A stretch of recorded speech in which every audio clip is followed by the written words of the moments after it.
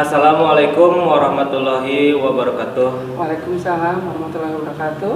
Berjumpa lagi bersama saya Iman di acara Podcast Irma.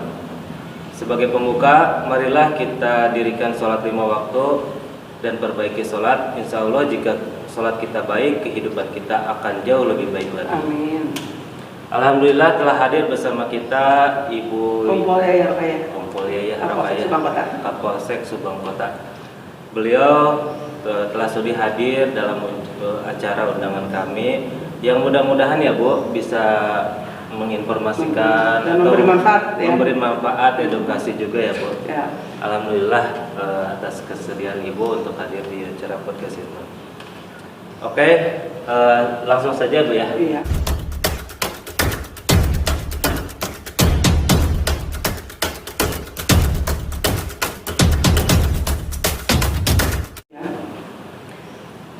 Bagaimana sepak terjang Ibu di dalam kepolisian?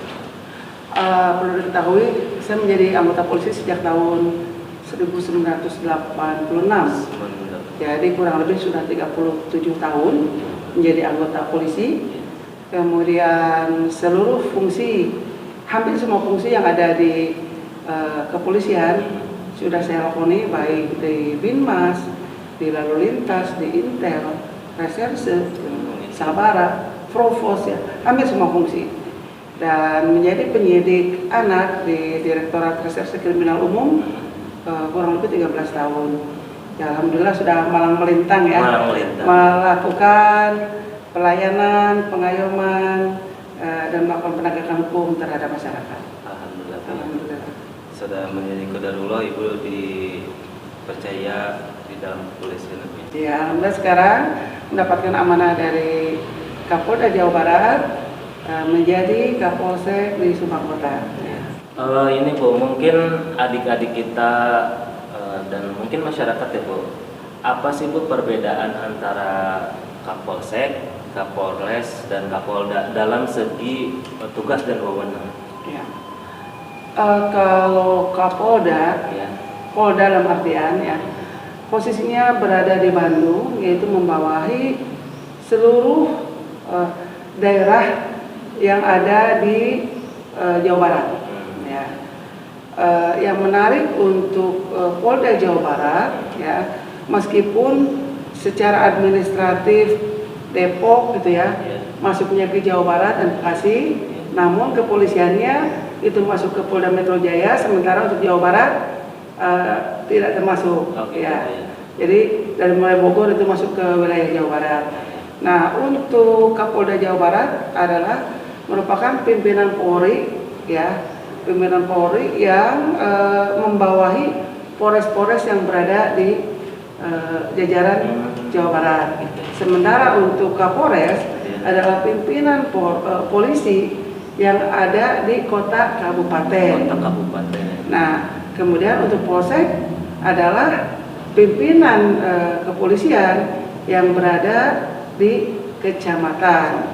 Nah, khusus di Subang, Subang ini ada tipe-tipe polseknya, ada tipe urban, tipe rural dan pra-rural. Untuk urban contohnya seperti yang ada di saya ini urban ya, di mana dipimpin oleh komisaris polisi ya. Sementara untuk rural ya biasanya pangkat AKP bisa atau kapten. Untuk pra-rural Ibda itu juga bisa. Untuk pra-rural contoh seperti Tanjung Siang kan. Ya, pra-rural. Tugas dan wewenang mungkin sama ya? Tugas dan wewenang sama, yaitu memberikan pelayanan sesuai dengan Undang-Undang Nomor 2 Tahun 2002, memberikan menjadi pelayan, pelindung, pengayom masyarakat dan melakukan penegakan hukum, dan juga melaksanakan hak kamtibmas, menjamin memelihara keamanan di kawasan atau di lingkungan di keamanan dalam negeri. Dalam hal ini untuk Subang, untuk Polsek Subang, yaitu Subang Kota menjadi bagaimana saya harus menjamin keamanan dan memelihara keamanan di Subang Kota ini. Dalam pembuatan SKCK Bu, itu kita kan kadang diarahkan untuk ke Polres Iya. atau misalkan ke Kapolsek. Ya, Itu emang ada perbedaan? ada perbedaan. Untuk pertama untuk ke Polres diharuskan Ya. pendaftarannya secara online. Sekarang online Bu ya? Online itu ke SKCK Polri Go ID ya, itu untuk ke Polres. Ada linknya Bu? Ada linknya. Nah, untuk ke Polsek masih bisa lain online juga masih bisa manual. Karena apa? Tidak setiap warga yang datang memiliki HP Android gitu kan. Akhirnya kita masih bisa bantu, kita akomodir kebutuhan mereka. Nah, perbedaan Polsek dengan Polres adalah ketika seseorang ingin melamar pekerjaan di lingkup Subang Kota ya, untuk Polsek ya bisa menggunakan SKCK yang dikeluarkan oleh Polsek. Namun ketika ingin menjadi anggota Polri, ingin menjadi anggota tentara, ingin menjadi PNS gitu kan, itu diwajibkan ke Polres untuk datang.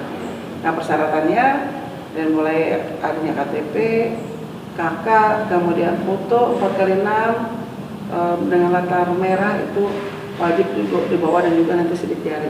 Wajib Bu.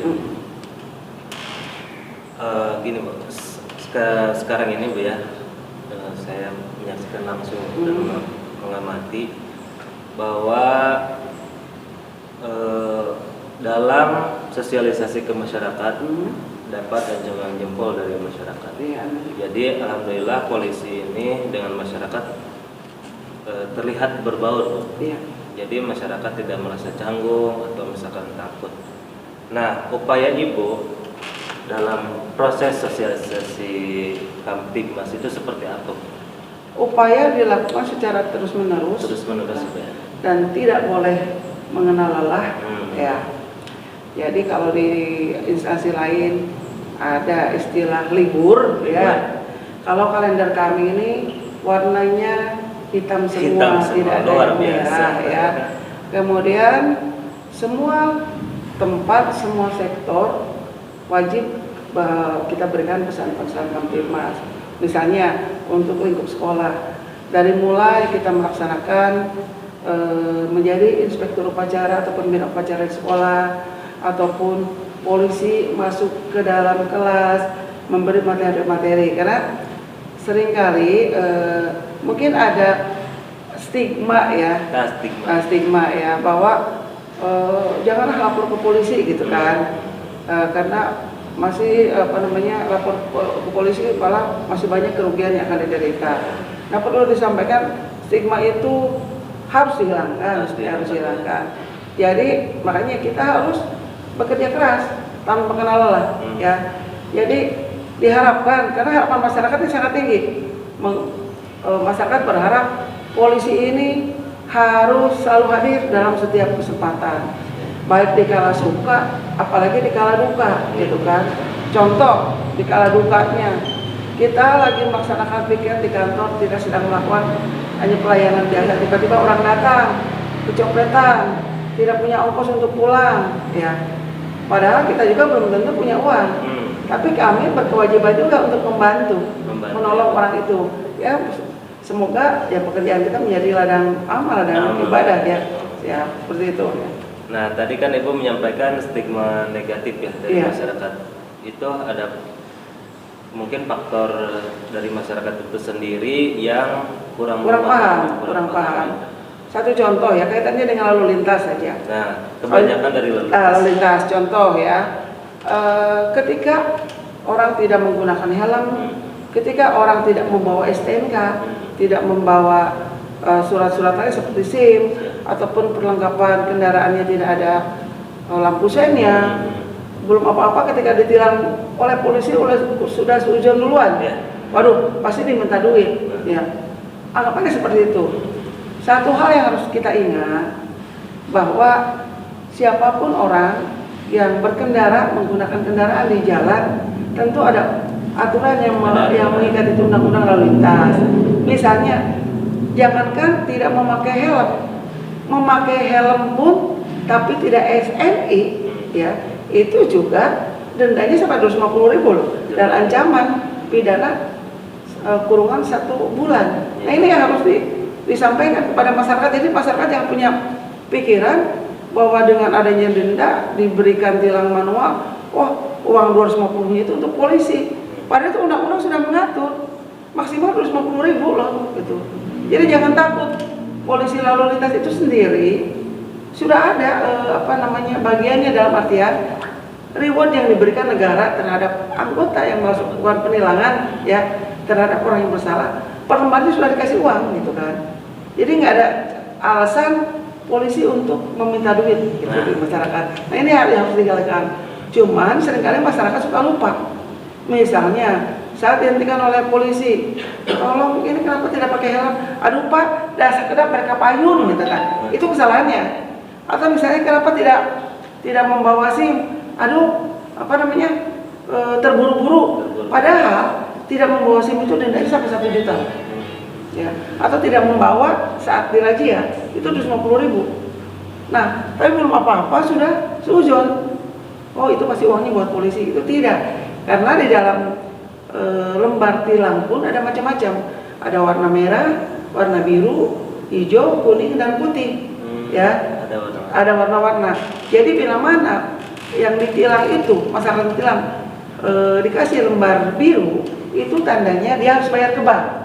Nominalnya dicantumkan, melanggar pasal misalkan 285 Undang-Undang tahun 2009 tentang lalu lintas itu kan, denda ya, tidak membawa STNK dan 1 juta itu dicantumkan ya. Nah itu harus bayar ke BRI. Nah, atau misalnya dikasih lembar merah. Lembar merah itu diharapkan warga masyarakat tidak bayar denda di BRI atau di bank, tapi langsung ikut sidang. Ya. Nah itu dikasih alternatif itu. Kenapa ada 5 lembar? Nah ini bahwa bila mana anggota polisi melakukan pelanggaran, ya kan lembarnya 25. Ya. Bagaimana bisa melakukan pelanggaran? Ya. Karena semua dari mulai kejaksaan semua dikirim. Pengadilan dikirim itu berkas itu gitu. Ya. Semua yang Ibu paparkan ya mungkin untuk keselamatan masyarakat. Keselamatan masyarakat. Makanya perlu terus-terusan kita sosialisasi karena ya masih banyak masyarakat yang belum paham. Ya, seandainya kan kita nggak pakai helm terus kecelakaan, kita yang rugi ya. Betul. Jadi sayangnya para petugas seperti kepolisian itu terhadap masyarakatnya sendiri. Sangat sayang. Seringkali misalnya begini, ya mohon maaf. Contoh, ketika ada jemaah dari masjid menggunakan kopiah gitu kan. Kemudian ketika diberi teguran oleh polisi, tolong dipergunakan helmnya gitu kan. Suka menjawab lebih kuat kopiah, karena kopiah dibanting tidak retak gitu. Tapi kalau helm dibanting itu retak gitu. Nah, itu salah kaprah ya. Padahal fungsi dari helm itu untuk melindungi kepala ketika kita kena benturan, minimal bisa terhindar dari luka yang lebih parah. Menarik sekali Bu, barusan apa yang dipaparkan oleh Ibu. Mudah-mudahan nih masyarakat supaya lebih mengerti dan lebih paham. Betul. Maksud dan tujuan adanya peraturan itu mungkin. Iya, karena gini, kecenderungan manusia itu adalah melawan, menentang aturan. Seringkali mau ngikutin apa yang maunya sendiri. Iya. Maka negara membuat aturan supaya hak si A dengan si hak si B itu tidak saling berbenturan atau bertentangan. Maka polisi diamanatkan oleh undang-undang untuk menjaga hak kamtipmas itu gitu. Dan utamanya untuk pelayanan masyarakat. Untuk pelayanan masyarakat sendiri. Saya mendengar Bu ada program penghijauan dari kepolisian. Iya betul. Sebenarnya dari zaman Pak Kapolri Pak Idam Aziz juga sudah mencanangkan penghijauan di mana diharapkan bantaran-bantaran sungai ditanemin tumbuh-tumbuhan yang bermanfaat, selain juga untuk memberi manfaat bagi masyarakat sekitarnya, juga untuk menahan supaya tidak ada erosi, erosi di sepanjang bantaran sungai. Selain itu juga ya Kapolres Subang sendiri selalu giat mencanangkan ketahanan pangan yang harus disampaikan dan dilaksanakan oleh warga masyarakat Karena apa? Kita tahu bersama bahwa 2 tahun kebelakang kita terkena pandemi COVID ya, di mana semua aktivitas, semua perekonomian anjlok, kemudian aktivitas kita juga dibatasi gitu kan. Nah makanya untuk memulihkan kembali supaya yang sudah terdampak ekonomi ya dipulihkanlah dengan salah satu cara adalah meningkatkan ketahanan pangan. Salah satunya adalah misalnya melaksanakan urban farming, karena kita ini selain di kelurahan ini di Subang yang terutama juga suasana perkotaan sudah terasa ya, maka kita melaksanakan urban farming, yaitu bagaimana memanfaatkan lahan-lahan yang sangat terbatas, contoh di halaman rumahnya, di teras rumahnya, dengan membuat vertical garden gitu kan. Apa yang ditanam bisa cabai, bisa tomat ya, atau sayuran lain. Nah diharapkan satu sama lain warga itu tidak harus sama sayurannya, supaya tidak sebentar-sebentar lari ke pasar yang mengeluarkan ongkos kan.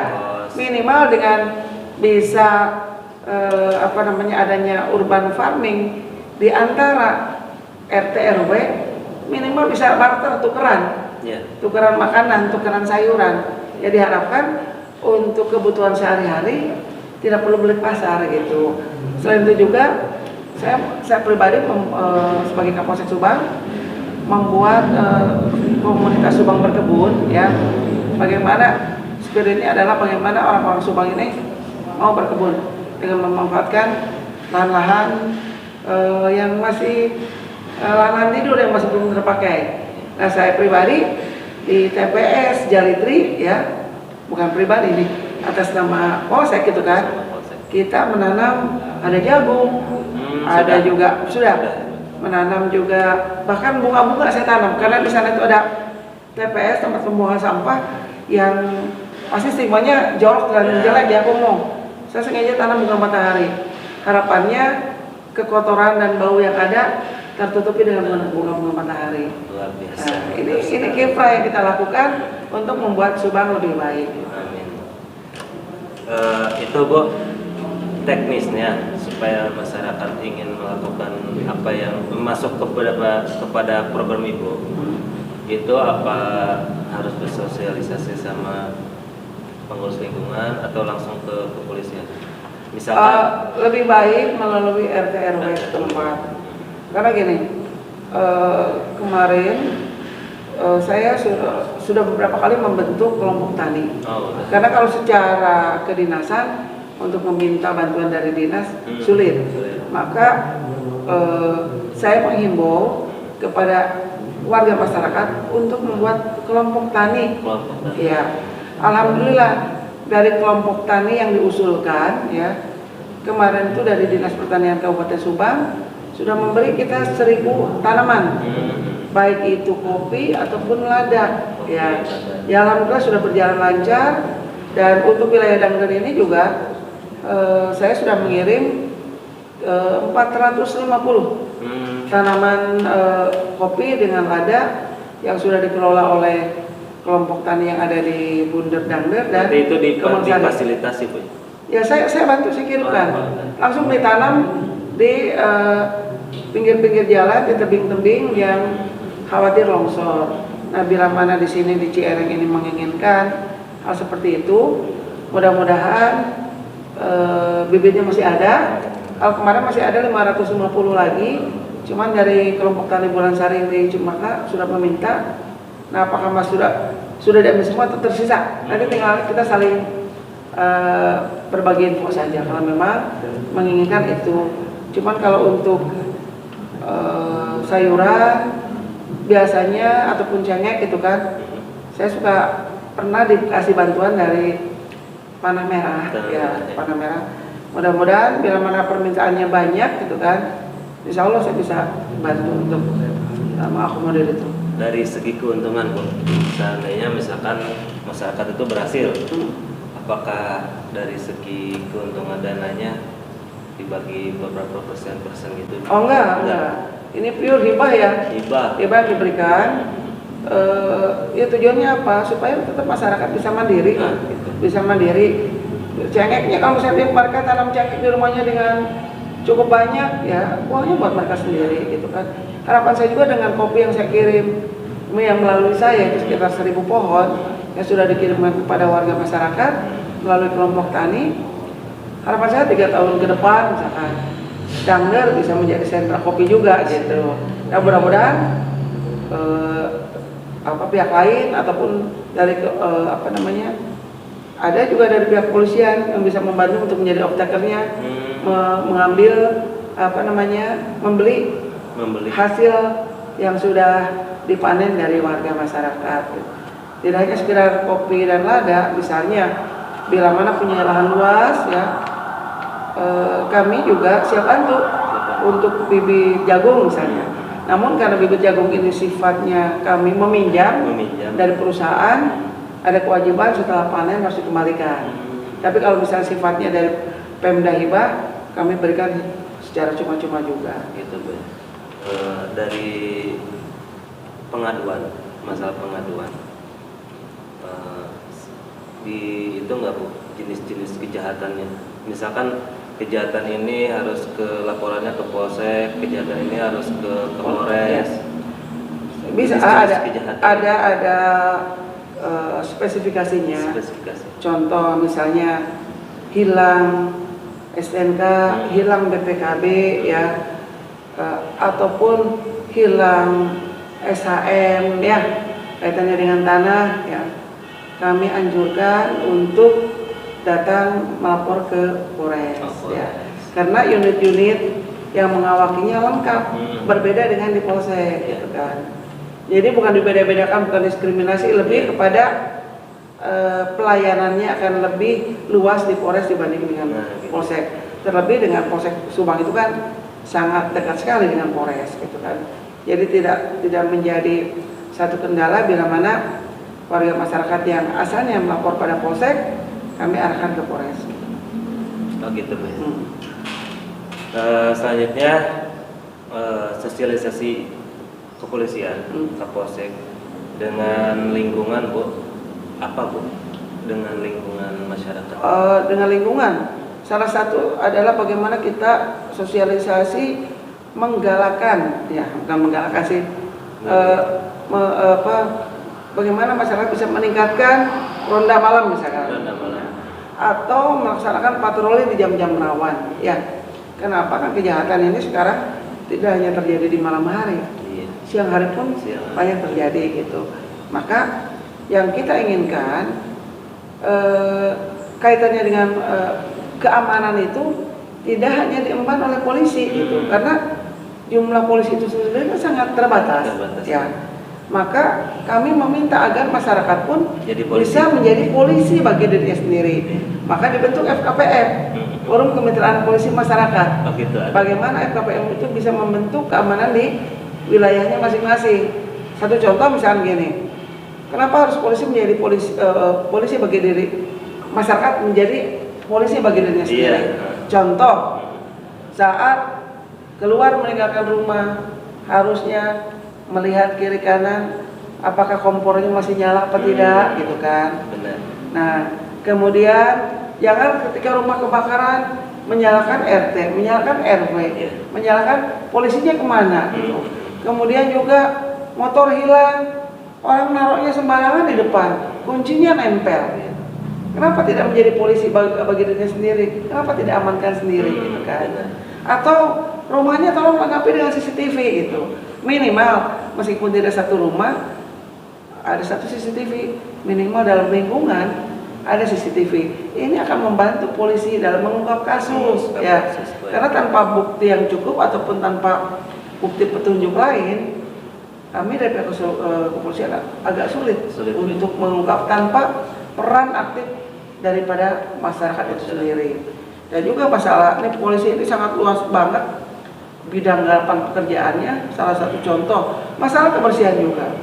Contoh seorang anak kena DBD gitu kan, langsung orang tuanya menyalahkan RT RW, gimana nih kok kebersihan gak dijaga loh.